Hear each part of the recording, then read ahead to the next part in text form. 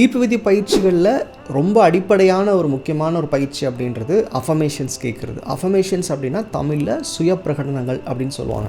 அதாவது ஒரு ஸ்டேட்மெண்ட்டை உருவாக்கி அதை நம்ம தொடர்ந்து நம்ம ரொட்டீனில் அதை கேட்டுக்கிட்டே இருக்கிறது. அந்த ஸ்டேட்மெண்ட்ஸ் எப்படி இருக்கும் அப்படின்னா, எனக்கு எந்த விஷயத்தின் மேலே பயமோ எதிர்மறை எண்ணமோ இல்லை எனக்கு என்ன நடந்தால் என் வாழ்க்கை நல்லா இருக்குமோ அந்த மாதிரியான ஸ்டேட்மெண்ட்ஸை ஒரு ஆடியோவாக உருவாக்கிட்டு அதை நம்ம கேட்டுக்கிட்டே இருக்கிறது.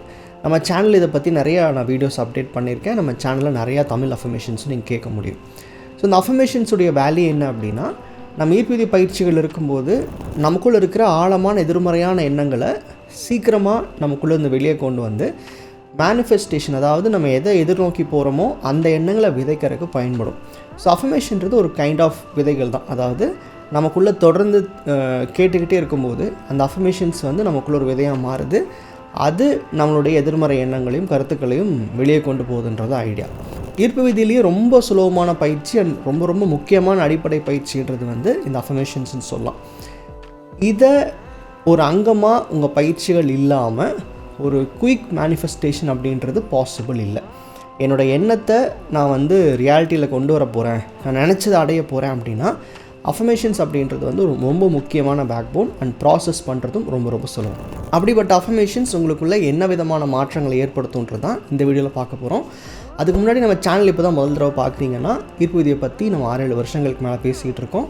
அதை பற்றி நிறைய இன்ஃபர்மேஷன்ஸ் நம்ம சேனலில் நீங்கள் பார்க்க முடியும், புரிஞ்சுக்க முடியும், பயிற்சிகளும் செய்ய முடியும். உங்களுக்கு விருப்பம் இருந்தால் நீங்கள் சப்ஸ்கிரைப் பண்ணிக்கோங்க.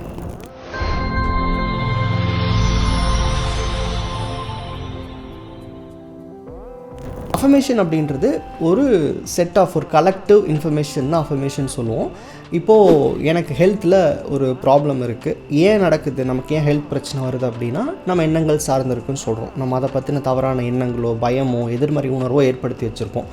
அப்போது ஹெல்த்தை வந்து க்யூர் பண்ணுறதுக்கு நம்மக்கிட்ட என்ன டூல் இருக்குது அப்படின்னா, நம்ம நல்ல விஷயங்கள் எழுதலாம், இல்லை அதில் இருக்க நல்ல எண்ணங்கள் எடுத்து நீங்கள் நன்றி எழுத முடியும். ஆனால் அஃபர்மேஷன் அப்படின்றது ஆழமாக பதிஞ்சிருக்கிற தேவையில்லாத எண்ண ஓட்டங்கள், ஹெல்த்தை பற்றின பயம், அதை சார்ந்த உணர்வுகளை நீக்கிறதுக்கு உதவி செய்யும். இதுக்கு என்ன பண்ணுவோம், அந்த கலெக்டிவான ஸ்டேட்மெண்ட்ஸை ஒரு ஆடியோவை ரெக்கார்ட் பண்ணிவிட்டு நம்ம தொடர்ந்து கேட்டுட்ருக்கலாம்.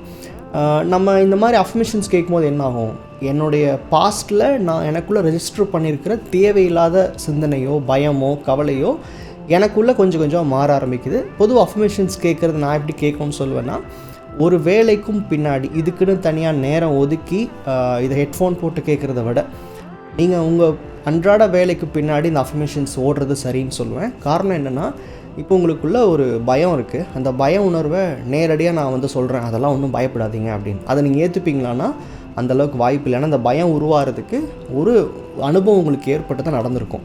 இல்லை அதை பற்றி ரொம்ப ஆழமாக கேட்டு அதனுடைய உணர்வை வந்து ரொம்ப ஸ்ட்ராங்காக வச்சுருப்பீங்க. அப்போது ஒரு நேராக வந்து ஒரு விஷயத்த சொல்லும் போது உங்களால் ஏற்றுக்கிற தன்மை இருக்காது. ஸோ உங்களை அறியாமல் இன்னொரு சைடில், அதாவது இன்னொரு எண்ணமாக உள்ள பதிய வச்சுக்கிட்டே இருக்கிறது. அஃபர்மேஷன்ஸ் எவ்வளோ நாள் கேட்கணும், உங்களுடைய அந்த தேவையில்லாத உணர்வுகளோ சிந்தனைகளோ போகிற வரைக்கும் கேட்டுக்கிட்டே இருக்கணும். அப்போது எந்த ஒரு அஃபர்மேஷன்ஸுமே நிறைய நேரம் கேட்கணும், நிறைய தடவை கேட்கணும். உங்கள் மேனிஃபெஸ்டேஷன் ப்ராசஸ் முழுக்கவுமே அஃபர்மேஷன்ஸ்க்கான இடத்த நீங்கள் கொடுத்துருக்கணும். ஆனால் அஃபர்மேஷன்ஸில் இருக்கிற ஒரே ஒரு பெனிஃபிட் என்ன அப்படின்னா, நீங்கள் அதுக்குன்னு தனிப்பட்ட நேரம் ஒதுக்க வேண்டிய அவசியம் இல்லை, ஹெட்ஃபோன் போட வேண்டியதில்லை, இதுக்காக மற்ற வேலைகள் நிறுத்த வேண்டியதில்லை, மற்ற ப்ராக்டிசஸ் மாதிரி தனிப்பட்ட நேரம் கொடுக்க தேவையில்லை. இன்னும் டீட்டெயிலாக அஃபர்மேஷன்ஸ் என்னென்னு புரிஞ்சுக்கணுன்னா நம்ம சேனலில் நீங்கள் செக் பண்ணி பாருங்கள், நிறைய இன்ஃபர்மேஷன் அதை பற்றி ஷேர் பண்ணியிருக்கேன். இப்போது இதனால் ஏற்படக்கூடிய 3 மாற்றங்கள் என்னென்னு தான் பார்க்க போகிறோம். அஃபர்மேஷன் பொறுத்த வரைக்கும் ரொம்ப முக்கியமான மாற்றம் அப்படின்னா நம்மளுடைய பர்செப்ஷன் ஷிஃப்டிங். அதாவது நம்ம ஒரு விஷயத்தை பார்க்கக்கூடிய அந்த கண்ணோட்டம் ஒன்று இருக்கும். இது இப்படி தான், இந்த மாதிரி தான் நடக்கும், இது நடந்தால் இப்படி தான் சொல்லி நம்ம ஒரு புரிதலோடு இருப்போம், ஒரு பர்செப்ஷன் வச்சுருப்போம். இந்த கண்ணோட்டத்தை உடைக்கிறதுக்கு அஃபர்மேஷன்ஸ் தான் வந்து ரொம்ப ரொம்ப ஈஸியான வழின்னு சொல்லலாம்.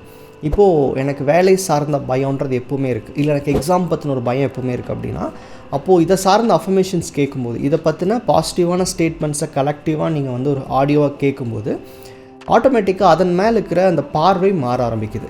இந்த பர்செப்ஷன் ஷிஃப்ட்டுக்கெல்லாம் நான் முதல்ல சொன்ன மாதிரி நம்ம செல்ஃப் டாக் பண்ணுறதோ இல்லை நமக்குள்ளேயே சொல்லிக்கிறத விட ஒரு 3வது நபருடைய குரலில் இந்த அஃபர்மேஷன்ஸை ரொம்ப லோ வால்யூமில் கேட்கும்போது நீங்கள் இதுவரைக்கும் பார்த்துக்கிட்டு இருந்த அந்த கண்ணோட்டத்தை ரொம்ப சுலபமாக மாற்றிக்க முடியும்.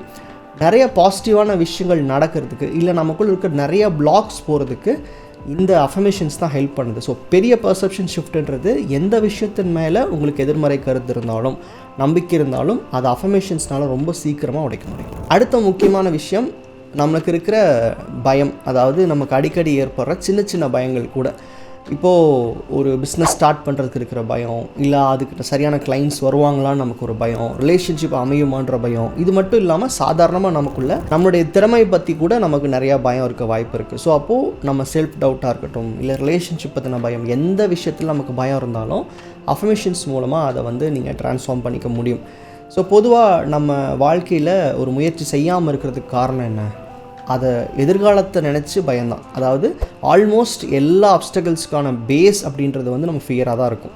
என்ன ஆகிடும்ன்ற ஒரு பயம்தான், நம்ம எதிர்காலத்தை பற்றின பயம்தான். ஸோ அந்த மாதிரி பயம்லாம் நம்மளால் எத்தனை பேர் நமக்கு அறிவுரை சொன்னாலும் அட்வைஸ் பண்ணிகிட்டே இருந்தால் கூட அதை மாற்றிக்கிறது கஷ்டம். அஃபர்மேஷன் மாதிரி விஷயங்கள் நம்மளுடைய எண்ணத்தில் பின்னாடி இருக்கிற, அதாவது ஒளிஞ்சிக்கிட்டு இருக்கிற அந்த ஆழமான கருத்துக்களை கூட ஆட்டோமேட்டிக்காக ட்ரான்ஸ்ஃபார்ம் பண்ண ஆரம்பிக்கும்.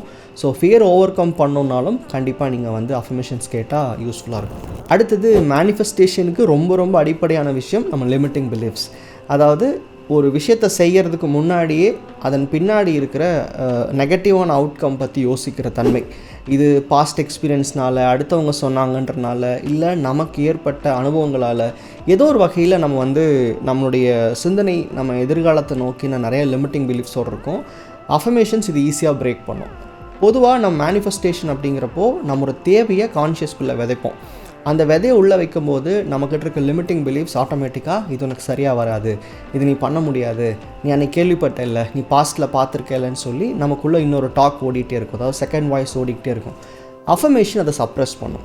இப்போது எனக்கு ஒரு பிஸ்னஸ் ஸ்டார்ட் பண்ணுறதுல பயம் இருக்குது அப்படின்னா, நான் எவ்வளோ கிளாஸ் அட்டன் பண்ணாலும், இல்லை நான் எவ்வளோ பேர்ட்டு அறிவுரை கேட்டுக்கிட்டாலும், ஏதோ ஒரு இடத்துல எனக்கு இருக்கிற ஆழமான அந்த பயம், அந்த நெகட்டிவ் பிலீஃப் என்ன பண்ணுன்னா அந்த பிஸ்னஸை ஸ்டார்ட் பண்ணுறதுக்கு நிறையா தடைகள் அடக்கிட்டே இருக்கும். கான்ஷியஸ் எப்படி வேலை செய்யணும், நேரடியாக தடுக்காது. நீங்கள் உங்கள் முயற்சிகளுக்கு நடுவில் தடைகளை மட்டும் பார்க்குற மாதிரியான ஒரு பிம்பத்தை உருவாக்கிடும். அஃபர்மேஷன்ஸ் அந்த பிம்பத்தை தான் உடைக்கும்.